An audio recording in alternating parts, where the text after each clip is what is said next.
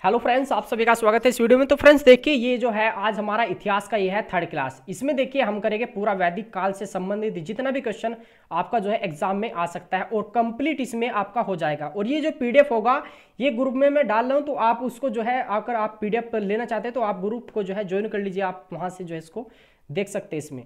तो फ्रेंड्स आइए स्टार्ट करते हैं। इसमें देखिए वीडियो ज़्यादा लंबा हो जाता है तो आप देखिए अच्छे से नहीं देख पाते, तो वीडियो को देखिए मैं थोड़ा सा जल्दी से आपको बताऊंगा, तो आप इसको जो है नोट्स करते चलिए फ्रेंड्स। आप इसमें देखिए, इसमें हम करेंगे ऋग्वेदिक काल। ऋग्वेदिक काल का अगर समय पूछा जाए तो देखिए इसका जो काल था वो था 1500 से 1000 ईसा पूर्व। कितना था? 1500 से 1000 ईसा पूर्व का। इसके बाद सबसे पहले जो हम बात करेंगे फ्रेंड्स, इसमें करेंगे ऋग्वेद से, यानी कि ऋग्वेद में क्या क्या क्वेश्चन आ सकते हैं। तो एक ऐसा ज्ञान जो वेद जो ऋचाओं से बद्ध हो, यानी कि रचनाओं से बद्ध हो, ऋग्वेद कहलाता है। इसमें देखिए गायत्री मंत्र, यहाँ पे आप देख लीजिए गायत्री मंत्र का जो उल्लेख है वो ऋग्वेद में है। इसमें जो है गायत्री मंत्र का जो उल्लेख है वो है चौथे मंडल में। इसके बाद ऋग्वेद में ही जो है इंद्र को पुरंदर कहा गया। इंद्र को क्या कहा गया? पुरंदर। और जो है इंद्र जो है ऋग्वेदिक काल का सबसे महत्वपूर्ण देवता माना जाता है। इसके बाद आगे क्वेश्चन नोट करिए इसको भी। ये 9वें मंडल में जो है सोम की चर्चा की गई। और देखिए इंपोर्टेंट पॉइंट्स एक देखिए, 1 और 10वां मंडल जो है उसको छेपक कहा गया। क्या कहा गया इसको? छेपक। और जो है ये अंत में जोड़े गए। 1 और 10वां जो मंडल है ये अंत में जोड़े गए।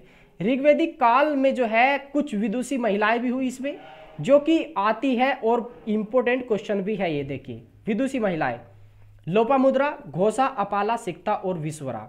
तो आप इनको नोट्स कर लीजिए। कौन है विदुषी महिलाएं ऋग्वेदिक काल की? लोपामुद्रा, घोषा, अपाला, सिक्ता और विश्वरा। विदुषी महिलाएं जो है विद्वान जो महिलाएं होती है, विद्वान बोला जाता है पुरुषों में, और जो विदुषी होती है यानी कि बहुत ही गुणवान जो होती है स्त्री।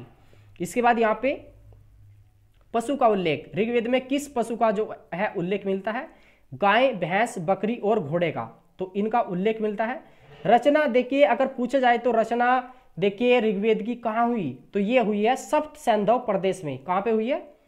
सप्त सैंधव प्रदेश में। इसके बाद आगे देखिए, ये देखिए 10 राज युद्ध का उल्लेख, यानी कि 10 राज का मतलब है 10 राजाओं का जो युद्ध लड़ा गया था वो, उसका वर्णन कहाँ मिलता है? तो ये भी जो है ऋग्वेद में ही मिलता है। अगर पूछा जाए ऋग्वेद की जो लिपि थी कैसी थी, किस भाषा में जो है लिखा गया था, तो इसकी जो लिपि थी ये है ब्राह्मी लिपि। कैसी लिपि थी? ब्राह्मी लिपि। इंपॉर्टेंट क्वेश्चन है काफी, आपको लगा होगा। देखिए संस्कृत, ये जो है संस्कृत में लिखा हुआ जो है ये इसकी लिपि थी ब्राह्मी। इसके बाद ये भी नोट्स करिए इसमें, सभा, समिति और विदत। देखिए 3 चीजें होती है। देखिए सभा, समिति और विदत, इसका जो वर्णन है ये ऋग्वेदिक काल में है। और अगर पूछा जाए सभा, यहाँ पे देख लिए सभा और समिति, अगर अकेला पूछा जाए सभा और समिति का उल्लेख कहाँ मिलता है? तो ये मिलता है अथर्ववेद में। अगर पूछा जाए सभा, समिति और विदत का, तो ये मिलता है आपका ऋग्वेद में। आप इंपोर्टेंट क्वेश्चन है, ये पूछे जा चुके हैं क्वेश्चन पिछली भी परीक्षाओं में। इसके बाद आते हैं फ्रेंड्स इसमें सामवेद में। सामवेद जो है ऋग्वेद के बाद लिखा गया। अधिकतम श्लोक जो है ऋग्वेद से ही लिए गए हैं इसमें सामवेद में। यहाँ पे देख लीजिए अधिकतम श्लोक ऋग्वेद से ही लिए गए हैं। सैसे संगीत, सैसे सामवेद। देखिए जो संगीत का वर्णन है वो सामवेद में है। संगीत का मतलब है मंत्रों का गायन करते थे इसमें। इसके बाद आगे यह है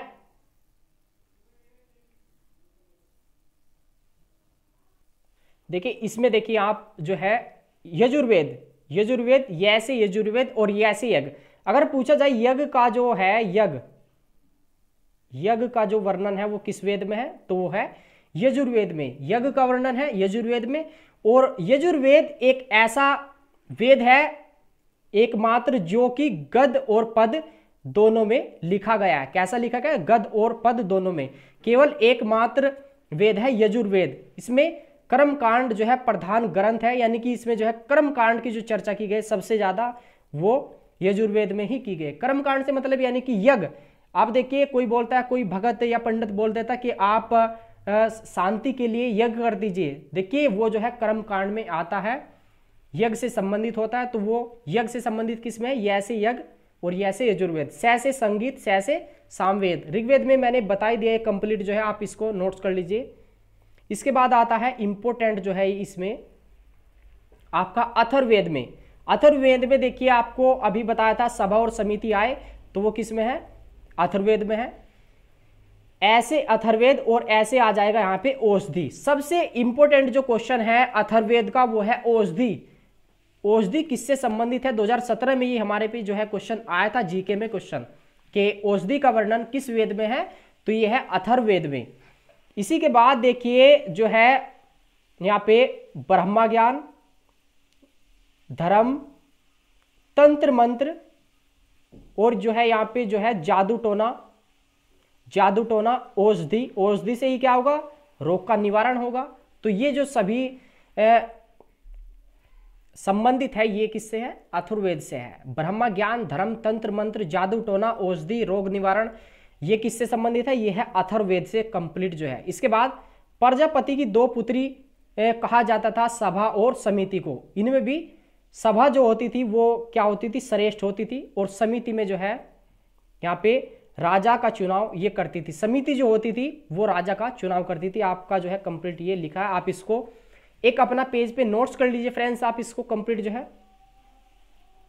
इसके अलावा देखिए यहाँ पे कुछ महत्वपूर्ण और क्वेश्चन है फ्रेंड्स, देखिए आपका इसके अलावा देखिए कुछ महत्वपूर्ण और क्वेश्चन है जो कि आपका जो है एग्जाम में सीधे आते हैं। देखिए संहिता जो है किसको बोला जाता है, संहिता, चारों वेदों को जो है संहिता बोला जाता है, चारों वेदों को संहिता।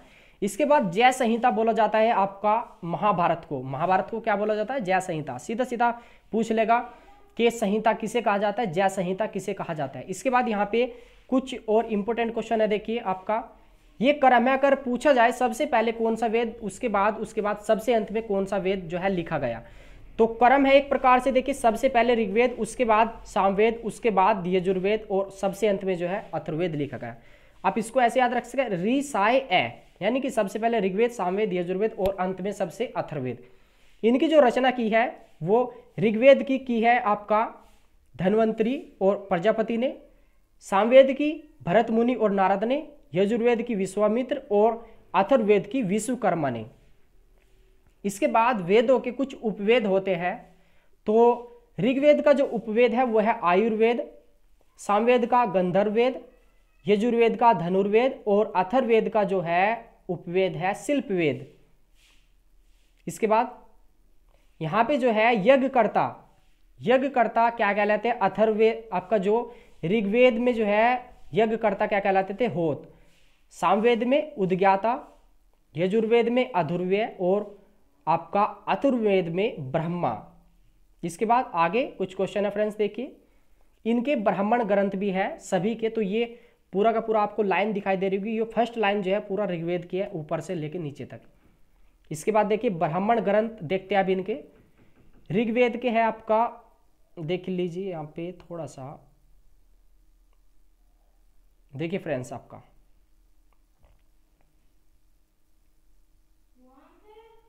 ऋग्वेद में, ऋग्वेद का जो ब्राह्मण ग्रंथ है आप इसको ट्रिक के माध्यम से जो है वो कर सकते हैं।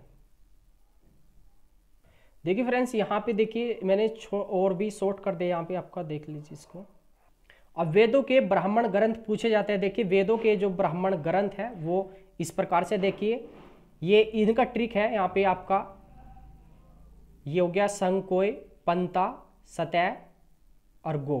तो क्या हुआ, इन वेदों के जो ब्राह्मण ग्रंथ है संकोय, पंता, सतय, गो, ये ट्रिक है, आप इसको कर लीजिए। देखिए संक से क्या बन जाएगा, संकायन, को से कोसी तक, ए से ऐत्रेय और पंच से पंचविश, ता से तांडव, सै से शतपथ ब्राह्मण ग्रंथ आपने सभी ने सुना होगा, तैत्रेय और गोपथ। तो इस प्रकार से है।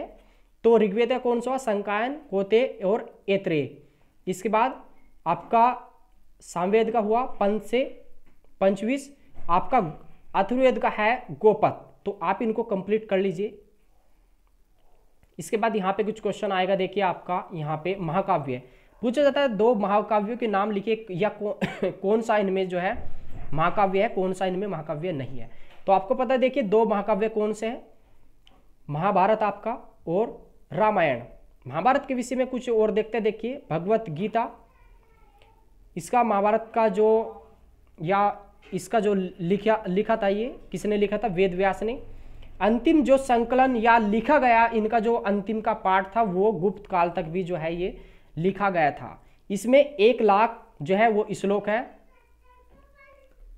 इसके बाद इसी 1,00,000 श्लोक की वजह से इसको बोला जाता है सहस्त्र संहिता इसको। इसके बाद विश्व का ये सबसे बड़ा महाकाव्य है, कौन सा? महाभारत विश्व का सबसे बड़ा महाकाव्य।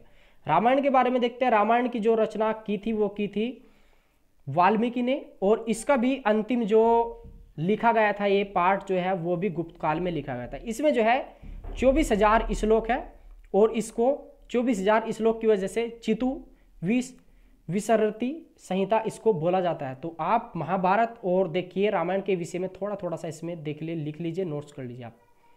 इसके बाद यहाँ पे आगे ऋग्वेदिक काल की जो है सबसे महत्वपूर्ण नदी कौन सी है? तो ऋग्वेदिक काल की जो सबसे महत्वपूर्ण नदी है वो है सरस्वती। सबसे महत्वपूर्ण देवता उस समय कौन सा था? तो ये है इंद्र। इंद्र को ही पुरंदर बोला जाता था। इसके बाद देखते हैं यहाँ पे कुछ और इंपॉर्टेंट क्वेश्चन। उपनिषद को वेदांत भी कहा जाता है। वेदांत का मतलब है वेदों के अंत में या सबसे बाद में जो है लिखा गया उपनिषद। उपनिषद की संख्या पूछ ली जाती है कभी कभी, तो उपनिषद की जो संख्या है 108 है। प्रमाणिक कितने हैं? उपनिषद 12 है। और आपने सुना होगा, देखिए सत्यमेव जयते जो शब्द है वो कहां से ले गए? तो आपका ये ले गया है मुंडकोप निषद से, यानी कि मुंडक कोप निषद से, उपनिषद से। उपनिषद का अर्थ क्या होता है? देखिए उप प्लस निषद। उप का अर्थ होता है समीप और निषद का अर्थ होता है बैठना, यानी कि समीप बैठना। तो गुरु के समीप बैठना जो है उपनिषद कहलाता है। इसके बाद वेदांगों की संख्या सीधी सीधी बुझ जाती है, कितनी होती है? 6 होती है। इसमें देखिए इसमें कौन सा? शिक्षा, कल्प, व्याकरण, निरुक्त, छंद और ज्योतिष, ये सभी जो है वेदांग है। आप इनमें से एक याद रखिए, व्याकरण। जो व्याकरण लिखी थी वो किसने लिखी थी?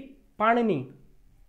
व्याकरण से संबंधित कौन है? पाणिनि। अष्टाध्यायी पाणिनि ने लिखी थी व्याकरण, और व्याकरण से संबंधित है पाणिनि, और अष्टाध्यायी से भी संबंधित है कौन है? पाणिनि। अष्टाध्यायी के लेखक पाणिनि।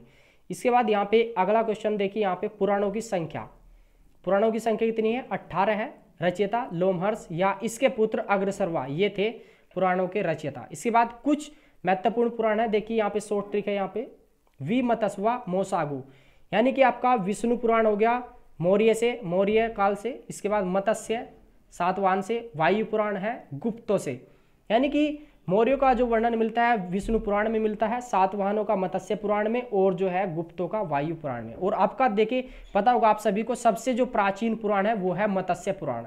इसके बाद वेदों के मंत्रों का घटता क्रम, सबसे ज्यादा जो मंत्र है वो ऋग्वेद में, उसके बाद अथर्ववेद, उसके बाद यजुर्वेद, और उसके बाद है सामवेद। इसी के बाद देखिए फ्रेंड्स, ये कुछ और इंपॉर्टेंट क्वेश्चन है। देखिए जैसे ऋग्वेदिक काल में विभिन्न जो है शब्दों का उल्लेख पूछ लिया जाता है कि सबसे ज्यादा जो बार उल्लेख है वो किसका है? तो ये है आपका इंद्र का। इंद्र को कहते हैं पुरंदर, और इसका जो ऋग्वेदिक काल में जो प्रयोग हुआ है वो हुआ है 250 बार, यानी कि 250 बार। इंद्र को युद्ध का देवता, वर्षा का देवता या झंझावत का जो है देवता भी बोला जाता है। देखिए इसमें पूछ लिया जाता है कभी कभी, वर्षा का देवता कौन सा होता है? तो इंद्र। युद्ध का देवता इंद्र। इसके बाद अग्नि का जो वर्णन है वो ऋग्वेदिक काल में है 200 बार। सोम का जो वर्णन है वो है आपका,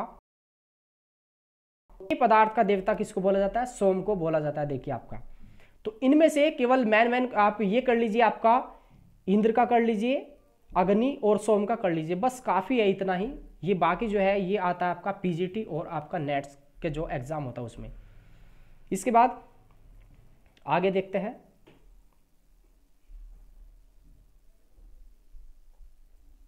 देख लीजिए फिर भी एक बार, अगर आप याद करते हैं तो देखिए इसको ट्रिक से कर लीजिए। जैसे क्षत्रियन हो गया, आप ये क्षत्रियन किसकी आवाज आ रही है? नो की आ रही है, न से नो हो गया। इसके बाद देखिए राष्ट्र टै से हो गया यहाँ पे टैन। तो इस प्रकार से आप कर सकते हैं। इसके बाद देखिए पृथ्वी, राजा, गंगा, समुद्र, वैश्य, शूद्र, और इनका जो वर्णन है ऋग्वेदिक काल में केवल एक बार हुआ है इसमें, तो आप यहाँ पे भी नोट्स कर लीजिए। इसके बाद यहाँ पे देखिए कुछ प्रमुख दर्शन और रचयिता ये आते हैं, 100% आपका जो है एग्जाम में पूछे जाएंगे। आपका देख लीजिए इसको, इधर दर्शन है और इधर क्या है? रचयिता। चार्वाक, तो इसके लेखक कौन है? रचयिता कौन है? चार्वाक ही है इसके, और ये भौतिकवादी थे चार्वाक जो थे। सांख्य दर्शन के जो है वो रचयिता है कपिल मुनि। योग के पतंजलि है। योग के अगर रचयिता आए तो आप बाबा रामदेव मत करना वहां पे, तो योग का है पतंजलि इसमें। न्याय का है गौतम, यानी कि न्याय कौन करता है? गौतम करता है। उत्तर मीमांसा का कौन है? बादरायण, पूर्व मीमांसा का जैमिनी, वैश्विक का हो गया यहाँ पे कणाद। तो आप इनको याद कर लीजिए, कंप्लीट आप यहाँ पे नोट्स कर लीजिए आप इनको। 100% आपका ये एग्जाम में आएगा, आपका कोई भी ग्रुप हो, साइंस हो, आर्ट या कॉमर्स ग्रुप कोई भी आपका हो। इसके बाद यहाँ पे कुछ और थोड़ा सा इंपॉर्टेंट क्वेश्चन बचा, देखिए आर्य शब्द का अर्थ। आर्य शब्द का अर्थ होता है श्रेष्ठ, कुलीन या एक उत्तम व्यक्ति। इसका जो सर्वप्रथम प्रयोग किया गया था आर्य का, वो किया गया था मैक्स मूलर के द्वारा 1853 ईस्वी में किया गया था। इसमें 1853 में इंपॉर्टेंट क्वेश्चन है कि आर्य शब्द का सर्वप्रथम उल्लेख किसने किया? मैक्स मूलर ने किया था 1853 में। एक प्रयोग जो है एक श्रेष्ठ जाति के आशय के लिए किया था इन्होंने। इसके बाद यहाँ पे वर्ण शब्द का जो अर्थ है वो होता है रंग या जाति। वर्ण का अर्थ होता है जाति। इसके बाद सर्वप्रथम जो उल्लेख मिलता है वर्णों का वो ऋग्वेद में मिलता है। वर्ण देखिए कौन कौन से थे उस समय, या जाति, ब्राह्मण, क्षत्रिय, वैश्य और शूद्र। इसके बाद गोत्र क्या होता है, देखिए गोत्र या गोष्ठ, वह स्थान जहां गोधन पाला जाता है उसको बोला जाता है गोष्ठ या गोत्र। इसका सर्वप्रथम जो उल्लेख मिलता है ये भी ऋग्वेद में मिलता है। इसके बाद यहाँ पे संस्कारों की संख्या पूछ ली जाती है कि संस्कारों की संख्या कितनी है। तो संस्कारों की जो संख्या होती है फ्रेंड्स ये होती है 16। गौतम धर्म जो सूत्र में है वहां पे 48 मिलती है, लेकिन आप सभी ने जो है सुना होगा। तो देख लीजिए फ्रेंड्स, देखिए यहाँ पे जो है संस्कार कितने हैं, 16 है। तो आप इनको देख लीजिए एक बार कौन कौन से ये संस्कार है। इसके बाद यहाँ पे जो है विवाह कितने प्रकार के होते थे उस समय। तो विवाह का जो प्रकार माना जाता है, देखिए ये माना जाता है 8 प्रकार का। तो इसमें बूझ लिया जाता है कि ब्रह्मा विवाह कैसा था, और जो सबसे जो है सर्वोत्तम विवाह माना जाता था उस समय का, ये ब्रह्मा विवाह को ही मानते थे, और जो आज भी प्रचलित है। देखिए इसमें क्या होता है, लड़का और लड़की के पिता ही मतलब उसके लिए जो है वर चुनते हैं, इसी को बोला जाता है ब्रह्मा विवाह। तो कन्या का पिता यज्ञ का आयोजन करता था और जो है उसमें वहां उसका चुनाव किया जाता था लड़के का। इसके बाद प्रजापात्य विवाह, ये देखिए ब्राह्मणों का विवाह था प्रजापात्य विवाह। आर्ष विवाह देखिए क्या होता था, इसमें कन्या के बदले पिता एक जोड़ी बैल और एक जोड़ी गाय जो है वो प्राप्त करता था, और लेकर जो है अपनी कन्या को वो दे देता था, उसको शादी कर दी जाती थी इसकी। इसके बाद देख लीजिए फ्रेंड्स, यहाँ पे है देखिए आपका जो है गंधर्व विवाह। एक प्रकार से जैसे कोर्ट मैरिज होती है, तो देखिए लड़का और लड़की क्या होते थे, एक मतलब भाग के या एक दूसरे से प्यार करते, तो इस प्रकार से जो है गंधर्व विवाह होता था। आसुर विवाह में क्या होता था, देखिए यहाँ पे जो है कन्या की बिक्री होती थी, एक प्रकार से जैसे जो है कन्या को बेच दिया जाता था। इसके बाद राक्षस विवाह में क्या होता था, देखिए राक्षस जो थे वो कन्या का अपहरण कर लेते थे। इसके बाद क्या होता था पैशाच विवाह, इसमें क्या है रूप बदलकर जो है कन्या से मिल जाते थे। तो इस प्रकार से जो है ये 8 प्रकार के विवाह है। तो आप इनको एक नज़र डाल लीजिए, बस इसमें कंप्लीट है, बस इतना ही बहुत है इसमें आपका टॉपिक में। देखिए फ्रेंड्स जो है इतिहास में जो प्राचीन भारत है उसमें थोड़ा सा टॉपिक बड़ा है, बाकी देखिए आपका जो है अब लगभग केवल जैन और बौद्ध धर्म को छोड़कर बाकी सभी जो टॉपिक है बहुत ही इजी है और बहुत ही शॉर्ट है। और देखिए आपका आधुनिक भारत में तो क्या होगा, लगभग आपका 20 टॉपिक एक ही वीडियो में कंप्लीट हो जाएगा। ये जो टॉपिक्स थे ये कुछ बड़े हैं। तो फ्रेंड्स अगर आपको वीडियो अच्छा लगा तो वीडियो को लाइक कर दीजिए, साथ ही साथ चैनल को सब्सक्राइब करना ना भूलिए। आपको देखिए अगर कोई भी कंफ्यूजन है किसी को लेकर तो आप देखिए कॉल कर सकते हो, और व्हाट्सएप जो ग्रुप है उसमें डिस्कस कर सकते हैं। तो फ्रेंड्स बस इस वीडियो में जो है इतना ही बस।